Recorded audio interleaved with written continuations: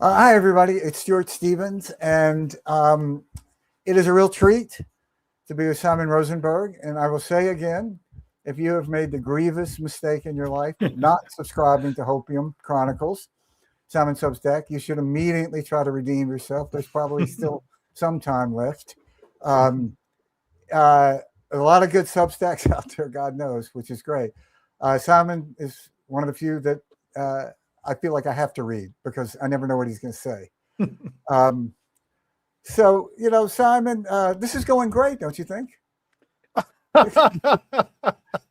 It, Yeah, I mean, Stuart, the way I describe it is that there are two things happening at the same time, which we have to keep in our heads. One is that Trump is continuing to do enormous damage to the country and the world, and we have to act with incredible vigor to block as much of it as possible. But the second thing is that, his political project and greater MAGA are failing. And, both of these things can be true at the same time. I mean, his poll numbers, his war is failing. Putin's war is failing. We should talk about Ukraine. Give us your latest thinking about it. Orban fell, right? We can go down, he's racking up the losses, right? His ballroom didn't get funded. His slush fund didn't get funded. Last week, the House repudiated him on both the Iran war and his obeisance to Putin. So he's rotting, and he's rotten, and he's rotting. He's losing influence here and around the world. Bibi just blew him off over the last couple of days, and threw him around like a chew toy, a dog's chew toy, chew toy, right? And so we should be heartened by that, and be heartened by that there is this repudiation of him. It could have been otherwise, and also that the election is shaping up to be one of opportunity for us. I mean, the fact that we're so competitive in so many Senate races at this point, as you know, in hard states, it's incredible. And the House, despite their mid-decade redistricting, is still far more likely to flip than not. And so, we just have to keep working hard to have the election that we all want to have in November. Well, listen, I couldn't miss the opportunity to ask you what you thought about the most recent round of elections. What some thoughts? What? Yeah, I mean, look, we got the candidate we wanted in Iowa. We have Iowa is now turning out to be, and I know you guys have spent time there recently, Lincoln Square. Iowa's turning out to be one of the most important states in the country. 3 competitive House races, open governor's race, Senate race there, strong, revitalized and strong state party, real opportunity there. Tremendous candidate, right. Rob Sand running for governor. And I think that, we continue, California, we now, Becerra is going to go ahead. It looks like it's going to be Hilton, but that should be a blowout. And Republican didn't get through in the LA mayor's race. We're going to have 2 Democrats, facing off in the general there. So California came out, California 22. I just wrote about this today at Hopium. It's one of the most important pickup opportunities we have in the country. So far, the 2 Democrats have gotten 58% of the vote, and the incumbent Republican Valadeo has gotten 42%, which, Stuart, you know what that means. I mean, they're in serious trouble there. I mean, that looks like a race that we can win. That's good news. And I think, the big other news that we should just put on the table is Plattner and what's happened with Plattner in the last week. And I think, there are 2 things I take. What are your thoughts on that? Yeah. Yeah, I mean, 2 things I'll say, and you should jump in here, is that one is that it's a reminder that party committees have a bias towards candidates who've won before and who've been vetted for a reason. First-time candidates usually don't win, and for a variety of reasons. And so there was always risk in Plattner. Right. You go get that. I'll keep talking. No. And then the second thing is, that we just are going to have to, wait and see what happens with the primary vote, with polling, in the next few days. Because there isn't unlimited money, right? I mean, he's got to show that he can win this thing, because we have a lot of other Senate races, and it's what it means that this has gotten more expensive and harder, for us, which is, given how much the financial advantage Republicans have, it's a significant development. And we'll see what happens. I think the primary vote tonight is really important as a gauge of his strength. The polling he's continued, the polling that's available to us, he has, he's come down and is weakened a little bit. And so we'll see. I mean, I think we're going to learn a lot more about this in the next few days. Yeah, it's an interesting, kind of fascinating race. I don't know, you probably didn't get a chance to read a piece by Dan Barkoff on Plattner. I really encourage everybody to read it. Dan is this underachiever, Naval Academy, SEAL team, Harvard Med School. Now he's an ER doctor. So, just your classic underachiever. And he wrote, I know Dan, he's an ER doctor in Vermont. And he started a group called Veterans for Responsible Leadership that basically grew out of a Facebook group he had in 2016 of former SEALs who hated Donald Trump, which is a very interesting little demographic. He wrote a very powerful piece that said, look, very, very few of us are in the military. Very few of us serve in combat areas, and very, very few of us actually fight.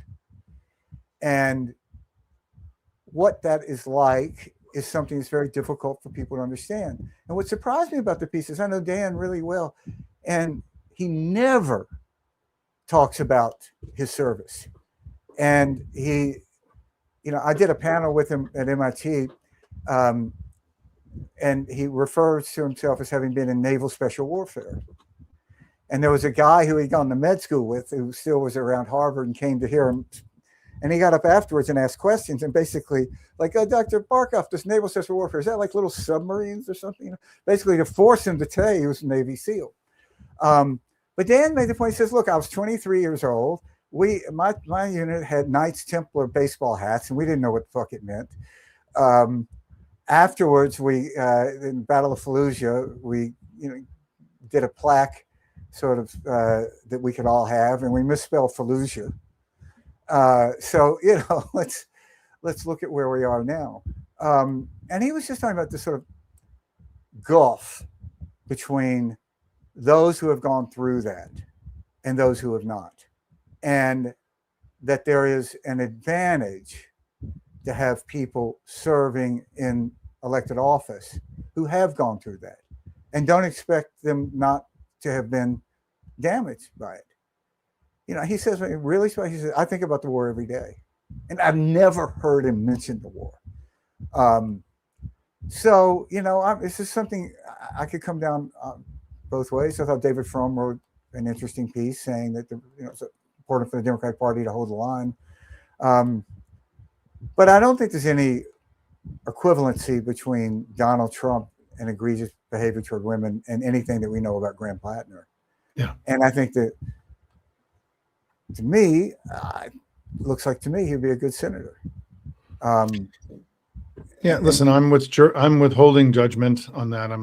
We've been all told by folks that we have to let the people of Maine speak, and so I'm going to let that happen tonight, and then we'll assess where we are. I mean, I think that as a strategist, Stuart, there isn't unlimited money, and the DSCC and the super PACs are going to spend their money and where they think it's going to go the furthest and make the biggest difference. And if Plattner a few days from now is up 4 or 5 points and seems like he's weathered the storm, I mean, everyone's going to be all in. If he's, in a more weakened position, then there's going to have to be big decisions made about how much money we can really spend and how will we be able to repair him and sell him to the public, given, what's come out. I think we just don't know. I mean, I think that we're going to learn a lot in the next few days. And also I think we'll see how he does tonight and his what is likely to be a victory speech. I mean, because of the ranked choice voting, there may not actually be a definitive result tonight. We don't know. There could be, but we don't know. So, but we're going to learn a lot more. And I think that, I think like all of us, we just want to flip the Senate however we get there. And let's hope that this is, part of the mix. Yeah.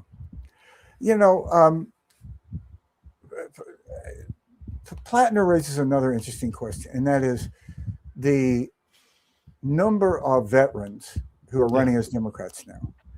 And, it seems to me that there is this moment that the Democratic Party has an opportunity to redefine itself. And I think it is redefining itself as what we sort of, I think, in a trite way, refer to as the party of strength in foreign policy. Republicans are the pro-Putin party. Republicans are, started a war that we're losing, and you have a weird isolationism over there that I think is very contrary to what most Americans believe. And if Democrats can take the leadership in that, in this kind of, the cliche would be muscular foreign policy, I think it could have generational impact in the redefinition of the parties. Listen, I was the senior advisor of the DCCC in the 2018 cycle when we flipped the House. And one of our strategies was to recruit people with national security backgrounds who kind of came out of the woodwork out of their own kind of love of country and patriotism and desire to serve in a different way in a time of crisis for the country.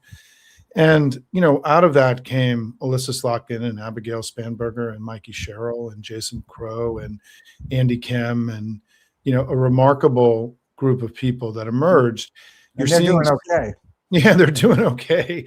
And I actually was quoted in articles in the 2018 cycle saying this 2018 class is going to be known in future years as like the class of 1946, that a class that ended up defining American leadership for generations. And I do believe that we began to see this. I mean, I think when you think about the new Democratic Party that's going to emerge in the coming years, one big strain of it is the Spanberger, Sherrill, Slotkin, Rebecca Bennett, in this cycle, Elaine Luria, right? These people that served in national security capacities. And going back to your point about the military, I think one of the things that I've learned in working with these candidates in recent years is that people who've served in the military are well suited for politics, actually, because they're used to fighting, which is what politics is. It's a form of, it's war by other means. And it's also, they know how to build a plan and stay on task and execute well, and which is all these things you get trained to do. And so I think not only is it giving you life experience and a background, to your point, that's valuable, it also gives you skills that are very well suited to a political campaign and to governing. And so we do have a lot of veterans running again. And I do agree with you. I mean, I one of the things that I think is this thing that we're hamstrung as Democrats, and for Hopium people, they'll recognize what I'm about to say, is that this kind of the sort of soft comfort of sticking to kitchen table issues, which has been argued by our many consultants and pollsters in our family as disciplined and rigorous, whereas I view it as sometimes cowardly, to be honest, because the idea that we aren't going to also be talking about our role in the world, about freedom and democracy, about corruption, and all these other things that are obviously central to our discourse and our journey. I mean, even just take what's happening with screwworm, right? I mean, screwworm, which is going to, the first time it's been here since the 1960s, is a direct result of Trump cutting USAID programs in Central America that prevented screwworm from, migrating northward. And so we can't pretend like the world isn't there. We can't have this kind of soft comfort of healthcare and the economy. These things, we have to have a more muscular vision, for freedom and democracy here and everywhere. And, it's why, by the way, Stuart, and I'd love to pivot back to, in this vein, we had a great vote on Ukraine last week in the House. We passed the Ukraine Support Act, HR 2913. It was the first time in this Trump presidency that we saw an affirmative set of, a program that would not only sanction Putin and Russia, but would also support Ukraine. I mean, give us your update on what's happening in Ukraine and your general assessment of how, the encouragement we should have of seeing that, the House step up for the Ukrainians as they should be, and Zelensky. It's fascinating when you talk to Ukrainian veterans who fought in the first weeks. They'll just say, "What we're doing now, that's like the Crimean War. We have nothing compared to what we're doing now. Going out there with javelins and blowing up tanks." He goes, "We don't do that shit anymore." And I think that there was this advantage that the Ukrainians had of a society that was segments of it highly educated in a somewhat old Soviet system that valued mathematics and a lot of engineering. And they had the motivation that, well, they're trying to kill me and kill my family. And out of that, they've reinvented war. And it's tangible how it feels that Ukraine is winning now. And that cycle should probably only accelerate. I can't personally see a way this war ends while Putin is still alive. Because I think if he didn't have a war, he wouldn't be alive. But what we're seeing in Ukraine is something that, this is going to be inspirational for generations. I mean, it's the sort of thing that, will be heralded as definition of heroism. The way a society has resisted and embraced the commitment to live a normal life as much as possible as a form of resistance. But, Ukraine is a big country, over 40 million still there. But it's very hard to find a family that hasn't been touched by the war. And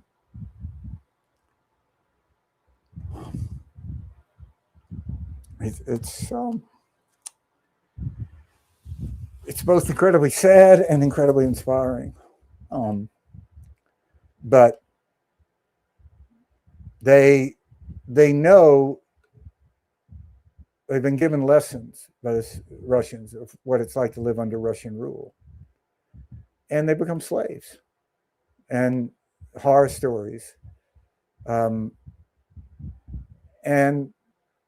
they're not going to live like that.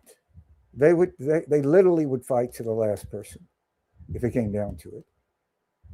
I mean, I saw some military guy refer to him as the modern Sparta. And that's really what they're creating. It's one of the shameful chapters in American history that we have not done more. And I just think about,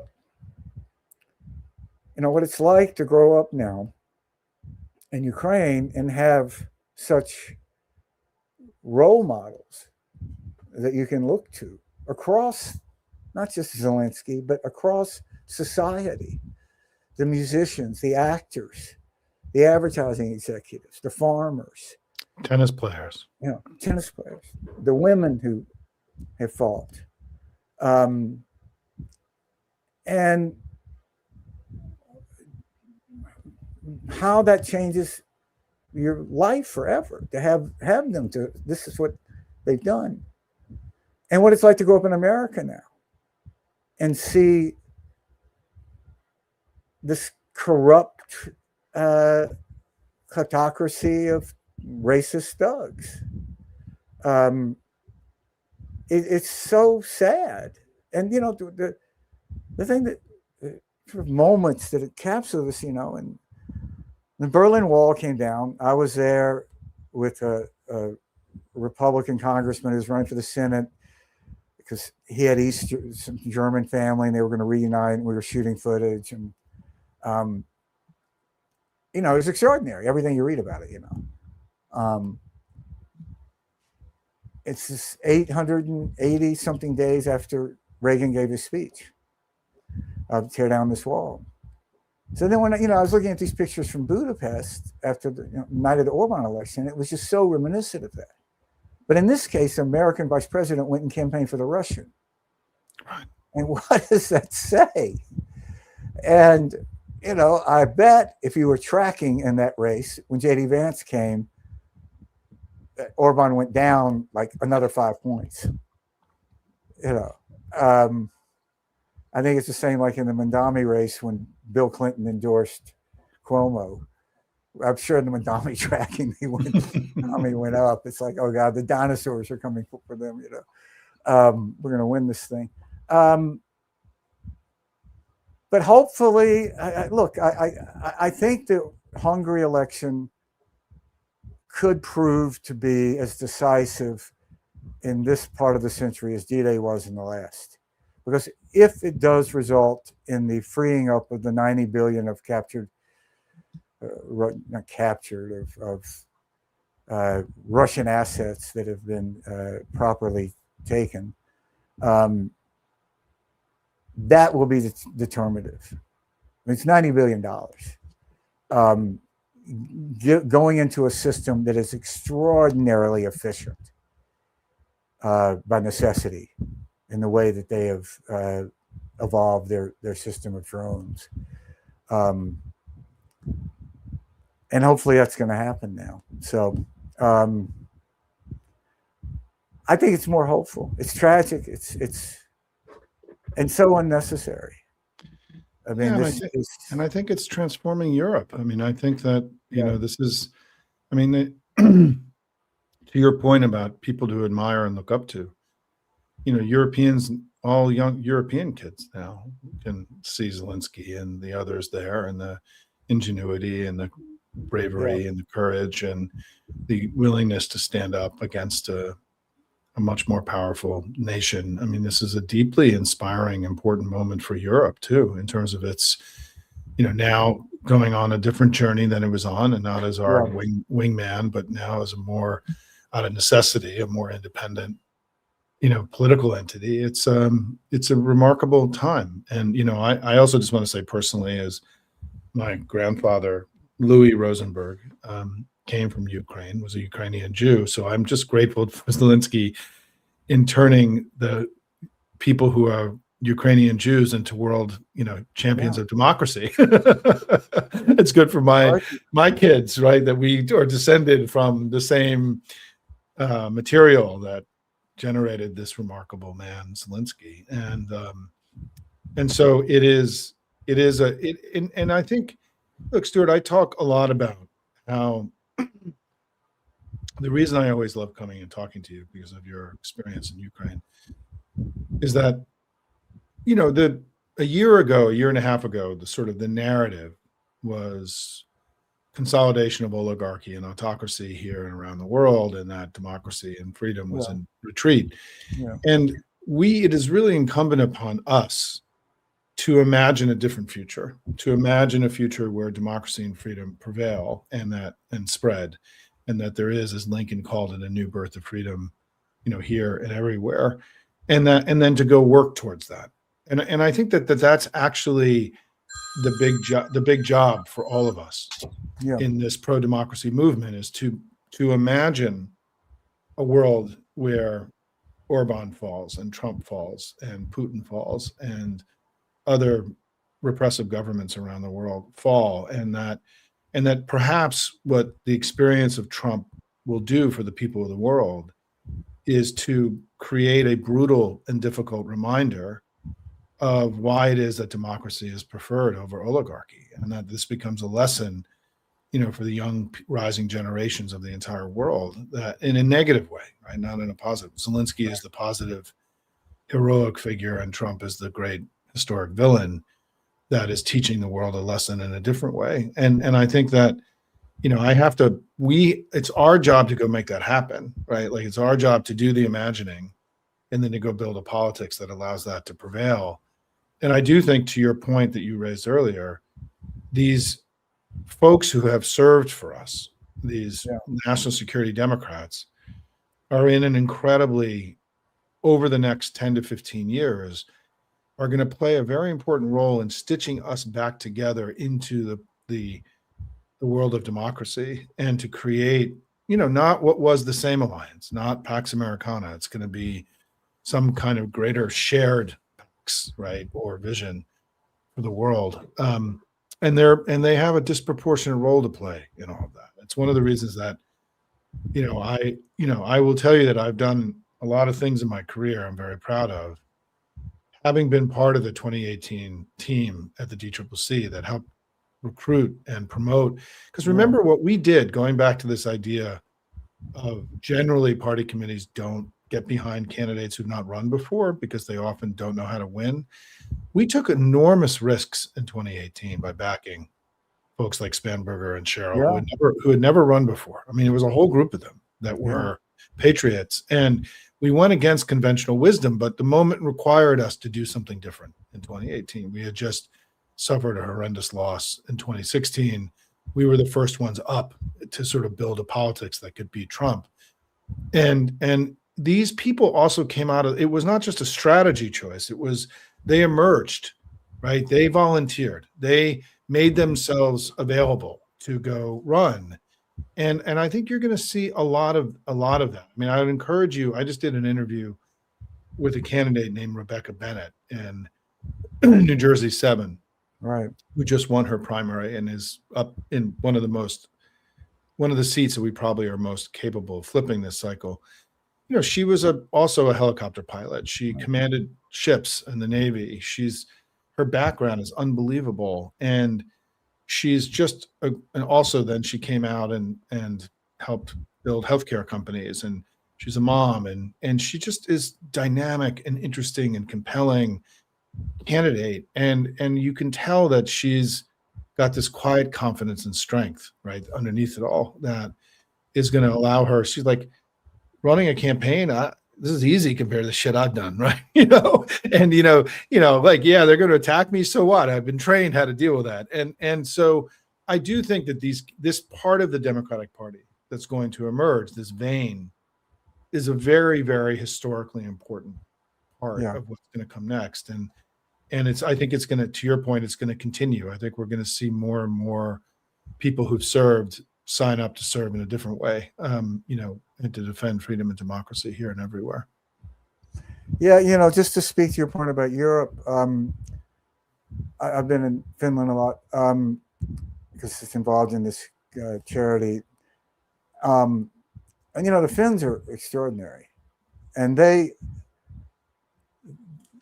have the longest border with Europe. But you think about how their example, of course, now they're part of NATO. But remember when the war broke out, Germany offered 10,000 helmets. That was their offer. And now Germany is becoming, again, a huge armament center. Yeah. And, the Germans are really good at this shit. And that's going to be a very good thing. And I think that there is just an awareness across these countries, it was in the Balkans a lot, of the reality of the Russian threat that is incredibly prescient. I was talking to this Finnish friend, and I was asking him, I said, like, how real do you really take this? And he says, well, look, man, my 67-year-old mother's book group is taking shooting lessons. Yeah. That's pretty real, dude. Listen, Stuart, I think, to your point, and this is really important, is that in our story in America, the evil bad figure, right, the equivalent of the Russian invasion in the 1940s or the Germans, right, which it was within recent lifetime, right, for us. Not very long ago. Yeah, no, I mean, we have to go all the way back to the 18th century, right? And it was a story about how we overcame Mad King George. We didn't have an American version or some other thing, an historic. It's why I think American exceptionalism has actually been a handicap for us to be able to recognize what we were up against, right? That we were, that and the gravity of this, because no Americans have ever faced this in all of our history. I mean, unless you were living, in America in the 1750s and 60s and 70s. And so, we're up against something, or if you were Black or African American. You had life experience in this kind of politics in your lifetime. I should note. And but as a culture and as a country, we didn't have a myth or a figure or a cultural understanding to point to sort of help immunize. That is the self-immunization that has happened in Europe. And what's amazing to me when I listen to people like Kala, I think I'm going to get her name right, Kalas, I'm forgetting her last name improperly, who's essentially the Secretary of State of Europe. Her language in English is so muscular and strong and determined and courageous. I try to listen to her videos almost every day. I mean, she releases a lot of stuff in English, to her credit. It's very smart. She does this. And just the precision of her language and the sort of the determination that, to your point, the Ukrainians, the Europeans, because they know what happens if they lose. They know. And it's built into the culture, right? And so I do think we are also changing as a nation. Our experience and the key here, Stuart, is that we just have to win. Like at the end of the day, we are in our own kind of existential fight here. It's not the same as the Ukrainian fight, but it is similar in terms of its gravity and its historic significance. And if Putin and Trump both fall following Orban's fall in the next year to 2 years, it will be a world-altering set of events. And we have to do our part in that, in all this. Well, listen, man, I could go on forever, but I'll leave it at that. Are you doing something tonight around the Maine elections, or are you? I tend to not do things on election nights and just let people do their own, because oftentimes you also don't know anything until pretty late, and people are sitting around, making shit up on air. And but I'll have stuff out tomorrow. I think the Maine election is not just significant for Plattner, but also we have a very competitive governor's race there. We have a competitive race for Maine 2, one of our most important. We're defending Maine 2. We've had very high turnout in South Carolina in the primary. I mean, I think one of the things we're seeing as we continue to see, we'll see if it happens in Maine, we're seeing very heightened turnout in the primaries all across the country. We are setting records. We're out, in Georgia, right? We outvoted Republicans despite their 2 very competitive primaries in the House and in the Senate and for governor. And that's going to be another indication, right? Is this measure of intensity and performance for the party? I mean, if the theory is that you have these various measures of performance and intensity, we've been performing at very elevated levels through a variety of measures, by the way. And one of them is these primary performances. So we're going to get more data tonight about this. And I think if I can just wrap up by saying that I didn't know what to expect when we lost in 2024. Mm-hmm. But I honestly didn't expect Trump to be in the political shape that he's in right now. To be honest, this is lower and is, I mean, there is this kind of reality distortion force with Trump, where Trump always gets to play with a handicap, right? He always the ugliness of him is never adequately reflected in our discourse, right? There's always a discount in some ways or a normalization of him. But I just looked at the polling data today, for example, from Economist YouGov. He's at 29% approval on the economy, 24% approval on inflation. He's in the 20s on the most important issue in the country right now.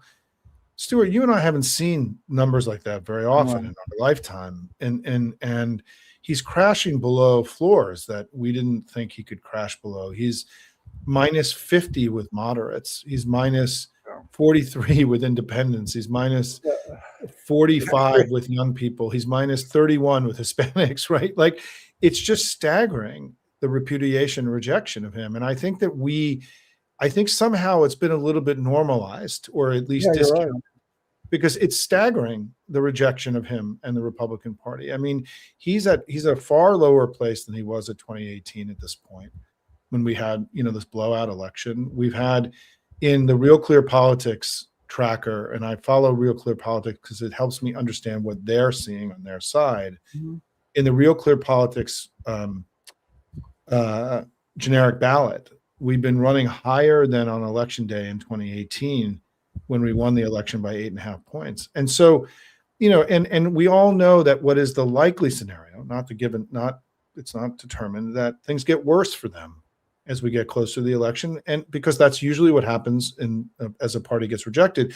But it's also because things they've put into motion are going to make things worse for people. Right. The healthcare cuts, inflation is not going away, right? We could start to see, diseases are returning to the United States. I mean, like their bad governance and the terrible things they've done are actually more likely to make things worse for them over the next 5 months than make things better. And so I just think my message to everyone to close out is that, this is a year of extraordinary opportunity for us. We are competitive in states that we haven't been competitive in decades. We haven't won a Senate or gubernatorial race in Texas since 1990. And James Tallarico, in an independent public poll released this morning, is up 47-44 in that race. We haven't seen polling like this for a Senate or gubernatorial candidate since 1990 in Texas, right? We have, the most sophisticated coordinated campaign we've had there in 40 years. We have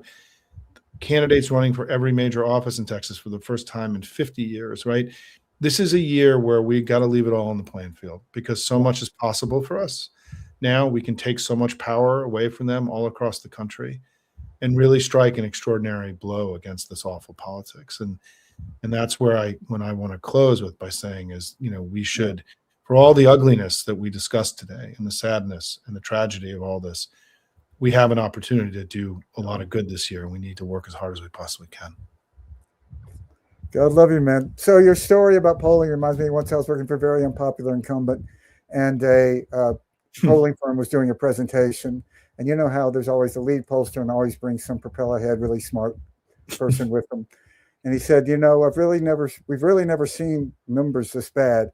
And the propeller head spoke up and goes, well, there was Bulgaria, which did not make the candidate feel better. So on that, always Bulgaria. All right, brother. Thank you. Yeah, it always could be worse, but not by much. Okay, Stuart, keep up the fight. Hope your chronicles. Read everything Simon writes, and talk to you soon. Take care. And congratulations on the growth and success of Lincoln Square. It's been remarkable. Oh, yeah, Lincoln Square is doing great. No, it's kicking ass, man. You guys are doing phenomenal. They're doing amazing stuff. Yeah, I'll do. Okay, keep fighting, everybody. See you, everybody. Thanks, Al.